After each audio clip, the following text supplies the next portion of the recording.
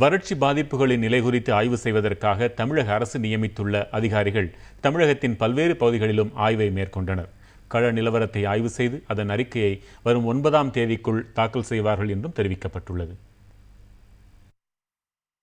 Delta மாவட்டமான திருவாரூரில் வறட்சி பாதிப்புகள் குறித்து மாவட்ட நிர்வாகம் சார்பில் உருவாக்கப்பட்டுள்ள களப்பணியாளர்கள் ஆய்வு மேற்கொண்டனர். 250க்கும் அதிகமான ஊழியர்கள் மாவட்டத்தின் பல்வேறு பகுதிகளில் கள ஆய்வு செய்து வருகின்றனர்.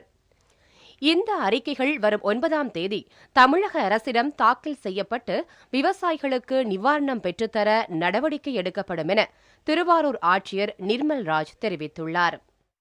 இந்த கிரவுண்ட் ட்ரூத்திங் என்ற எக்ஸசைஸ், அதாவது நிலவியலில் உண்மைத்தன்மை என்ன அப்படின்றத எக்ஸசைஸ் ஸ்டார்ட் பண்ணுறோம். கிட்டத்தட்ட இந்த பணியில் சுமார் 250 ஊழியர்கள் அலுவலர்கள் ஈடுபடுத்தப்பட உள்ளார்கள்.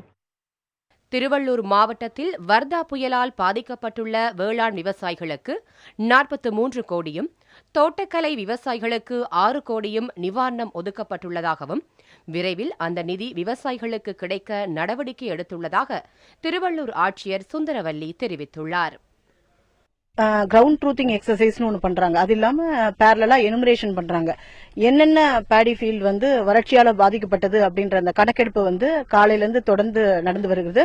அந்த கணக்கெடுப்பு சரியாக நடத்துறாங்களான்ற பார்க்க தான் நாங்க அந்த ஃபீல்ட்ல நாங்களும் கண்காணிச்சிட்டு இருக்கோம்.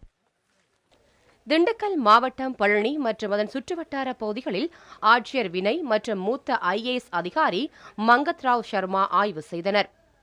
16,000 ஏக்கரில் பயிரிடப்பட்ட நெல் சாகுபடி வறட்சியால் 2,000 ஏக்கருக்கும் குறைவாகவே சாகுபடி செய்துள்ளது கள ஆய்வில் தெரியவந்துள்ளதாக அவர்கள் கூறினர்.